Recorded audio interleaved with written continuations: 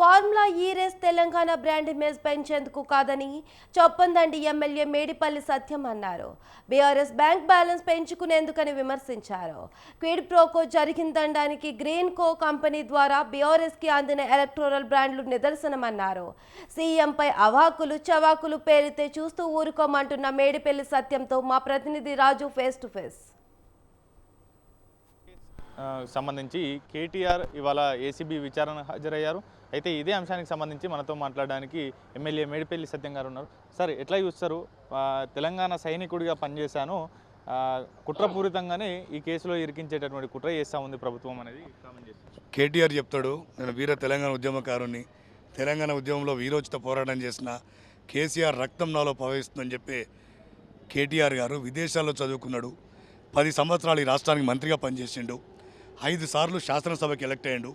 కనీస నిబంధనలు పాటించకుండా ఇలా ప్రభుత్వం నుంచి డబ్బు విదేశాలకు పంపించినప్పుడు కనీసం ఆర్బీఐ రూల్స్ పాటించాలన్న సోయి లేకుండా ఈ తెలంగాణ రాష్ట్రాన్ని సొంత జాగీర్లాగా అనుకొని 55 కోట్ల రూపాయలు విదేశాలకు పంపించి ఆ డబ్బును మళ్ళీ తిరిగి ఆ బీఆర్ఎస్ పార్టీకి క్విడ్ రూపంలో చందాలు వసూలు చేసుకున్నటువంటి చరిత్ర కేటీఆర్.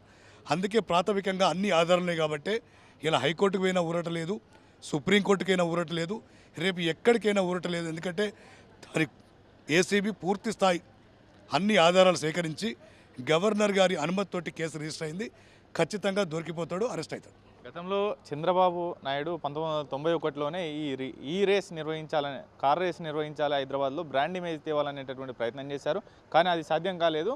కాకపోతే ఈ రేస్ ఈవీ వాహనాలను ప్రోత్సహిస్తూ అటు హైదరాబాద్ బ్రాండ్ను పెంచే విధంగా మేము కృషి చేశామనేది కూడా కేటీఆర్ వర్షన్ చెప్తా ఉంది.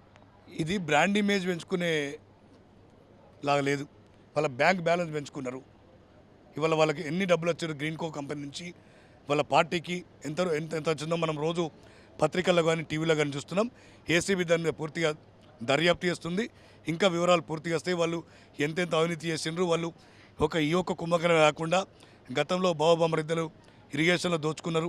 ఇలా రంగారెడ్డి జిల్లాలో కానీ, మేడ్చల్ జిల్లాలో కానీ, హైదరాబాద్లో కానీ అడ్డమైన జీవాలనిచ్చి బిల్డర్లకు, ప్రైవేట్ వ్యక్తులకు ప్రభుత్వ భూములు అప్పరంగా కట్టబెట్టి వేల కోట్ల రూపాయలు దోచుకున్నారు.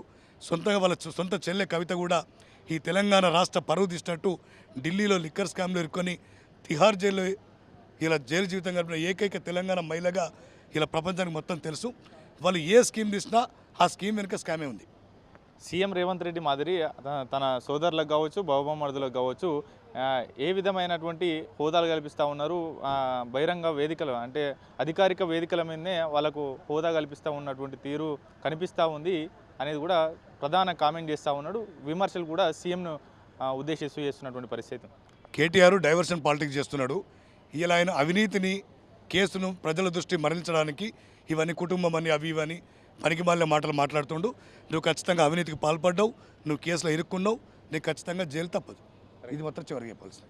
Thank you so much. ఇది ఓవరాల్గా ఎమ్మెల్యే మేడిపల్లి సత్యం గారు చెప్తున్నట్టు ప్రధానంగా ఇందులో క్విడ్ ప్రోకో జరిగింది కాబట్టి గ్రీన్ కో సంస్థ ద్వారా ఎలక్ట్రోల్ బాండ్లు రూపంలో కూడా తెలంగాణ బ్రాండ్ పెంచేందుకు కాదు, వారి పార్టీ యొక్క బ్యాంకు బ్యాలెన్స్ను పెంచుకునేందుకే ఈ యొక్క తెర వెనుక జరిగినటువంటి అంశాలన్నిటిని అంటూ కూడా ఆయన చేస్తున్నటువంటి కామెంట్స్. కెమెరా పర్సన్ నర్సింగ్తో రాజు, స్వతంత్ర టీవీ, హైదరాబాద్.